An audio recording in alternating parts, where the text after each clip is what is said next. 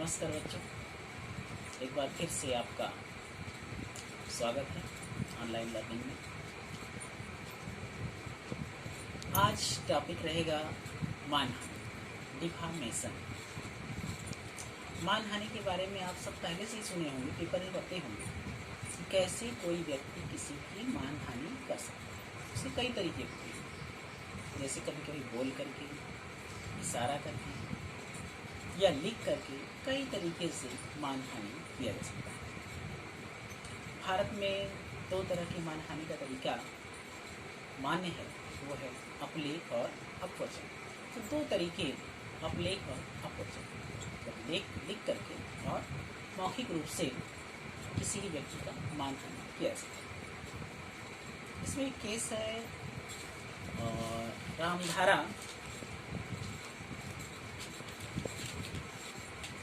बनाम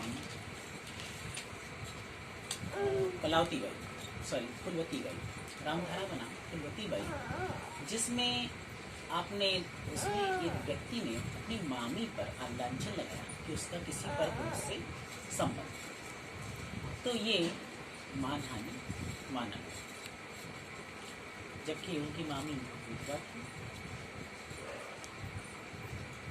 अब विधि के विद्यार्थियों को यह जानना जरूरी है कि मानहानि के लिए कौन से तत्व आवश्यक है जिसमें कि मान लिया जाए कि मानहानि है। तो इसके लिए तीन आवश्यक तत्व बताए गए हैं। कथन मानहानिकारक हो, कथन वादी के प्रति निर्दिष्ट हो और कथन का प्रकाशन होना चाहिए। मतलब तीन बातें, ये कथन मानहानिकारक हो, मतलब प्रतिवादी ने जो कथन किया है वह मानहानि करने वाला हो। दूसरा, कथन वादी के प्रति निर्दिष्ट किया गया हो। और तीसरा, इस कथन का प्रकाशन होना चाहिए। प्रकाशन का मतलब कोई अन्य तीसरा व्यक्ति भी उस शब्द को सुन ले या लिखा हुआ देख ले तो माना जाएगा कि मानहानि हो। इतना ही तत्व है जिसकी कई तमाम किताबों में तमाम केसेस दिए गए हैं। महत्वपूर्ण केसेस हैं, जैसे कैसिडी का केस है और डीपी चौधरी बनाम मंजुलता का केस है, जिसमें ये खबर छपती है कि मंजुलता, जो कि अविवाहित थी, 17 वर्षीय बालिका, किसी अन्य लड़की के साथ भाग गई। ये सब तमाम चीज़ों को माना गया कि ये मानहानि हुई है। तो हमें हमेशा यह ध्यान रखना चाहिए कि तीनों बातें होनी चाहिए। कथन मानहानिकारक हो, वादी के प्रति ही निर्दिष्ट हो और कथन का प्रकाशन होना चाहिए। मतलब कुछ दूसरे लोग, चाहे एक लिंग ही हो, लेकिन वह जाने कि उनके बारे में कहा गया, तो ये माना गया कि मानहानि।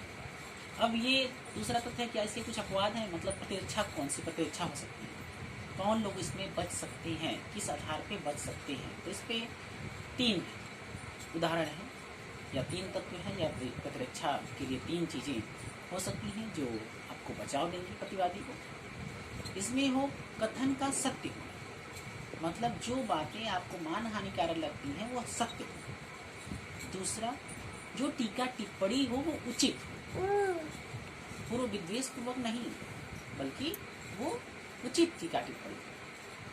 तो आपने देखा, सत्य हो, उचित हो और विशेषाधिकार। कुछ लोगों को विशेषाधिकार है, जैसे संस्कृति विशेषाधिकार आप सुने होंगे, कोर्ट के पास विशेषाधिकार।